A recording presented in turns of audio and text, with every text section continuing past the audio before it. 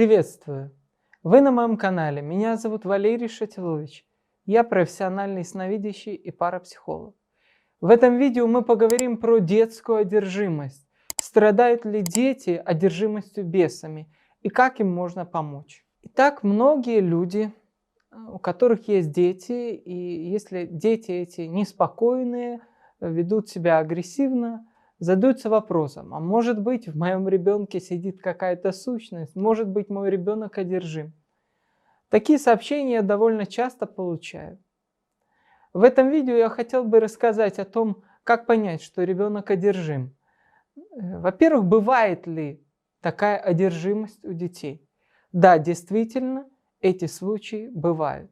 Это очень редкая одержимость, потому что все же дети находятся под защитой высших сил. Как правило, энергетическое поле детей, оно еще целостное и светлое.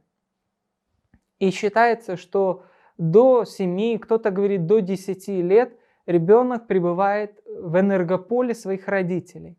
Поэтому одержимость, которая есть у родителей, она может мучить ребенка.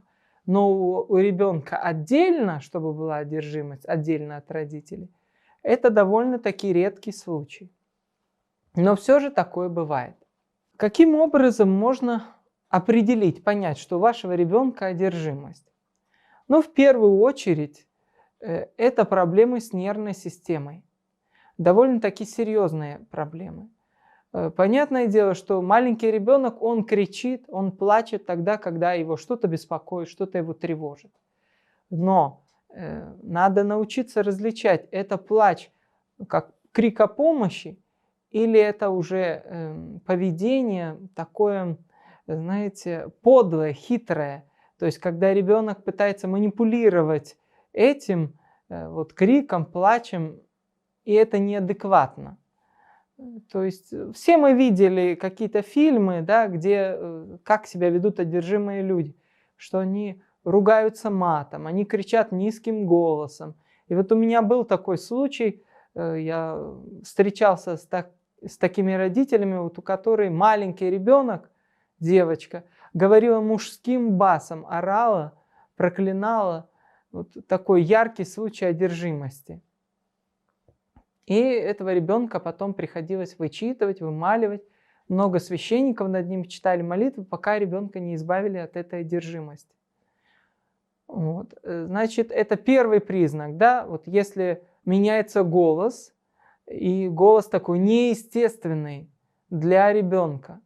То есть это не детский, а уже взрослый такой бас, который орет, просто орет, ругается матом, проклинает, ведет себя очень неадекватно.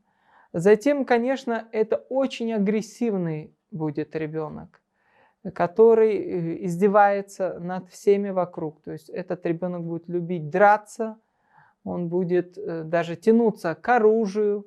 Вот там детки есть, которые могут там взять нож, пойти маму ткнуть ножом, или папу, или же там братика, животное.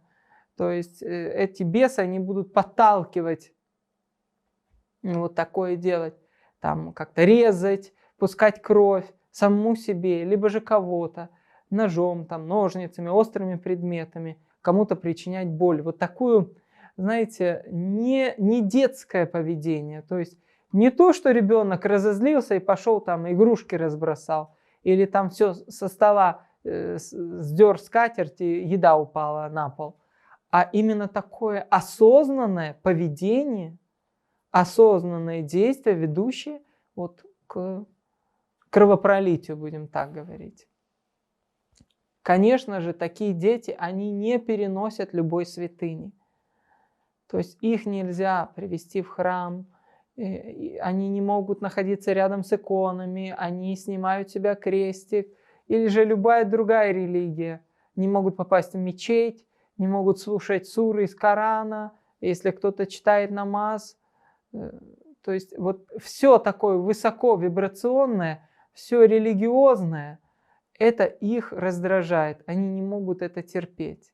Они мучаются, страдают от этого. Откуда же берется эта одержимость? Вот почему такой бес может попасть в тело ребенка, завладеть ребенком? Но в первую очередь это может быть связано с родами. Если во время родов мать, например, такие случаи известны, что очень ей больно, очень тяжело, и она вот в этой боли она проклинает своего ребенка, проклинает мужа, проклинает ребенка. Тогда, конечно, в тело ребенка попадет сущность. Потом, если же какое-то колдовство, какая-то черная магия в этот момент, когда женщина беременна или же рожает, оказывается на ребенка или на мать, то этот ребенок может быть одержимым.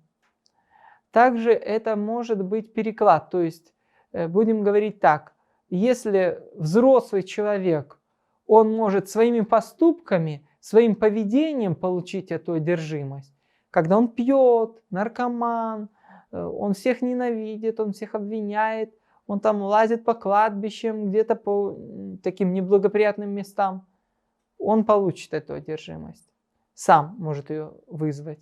А ребенок ее сам вызвать не может, он ее может только получить от кого-то, если ему ее передадут магическим способом. Это на самом деле очень редкое явление, но очень опасное. И что же делать в таком случае, если ваш ребенок страдает вот такой вот одержимостью? С этим бороться довольно-таки сложно. Конечно, здесь нужно искать специалистов. Ни в коем случае не надо пытаться вычитывать ребенка самому, проводить какие-то ритуалы экзорцизма или изгнания. Вы до конца не вытянете эту сущность, но можете причинить вашему ребенку большую боль. Даже если вы ее вытянете, вы не сможете восстановить природную защитную функцию энергетического поля своего ребенка. И есть такой закон, что когда ты изгоняешь одного беса, если ты не ставишь защиту, на его место приходит 40 бесов. То есть огромное количество сущностей приходит на это место. Свято место пусто не бывает. Поэтому очень осторожным нужно быть, если вы пытаетесь это сделать самостоятельно. Ищите монахов, ищите экзорцистов. Это могут быть и сильные целители, хороший целитель, сильный целитель, у которого есть покровители в тонком духовном мире, он может проводить такие ритуалы изгнания бесов. Или же это должен быть священник, монах, который на это получил благословение, который знает, как с этим работать, и он при помощи молитвы, при помощи вычетки, помогает человеку избавиться от этих бесов. Про все такие сущности, бесы, порчи и про многое другое я буду говорить на своем канале. Поэтому подписывайтесь и задавайте свои вопросы в комментарии. Я обязательно буду отвечать на них. Всего вам доброго.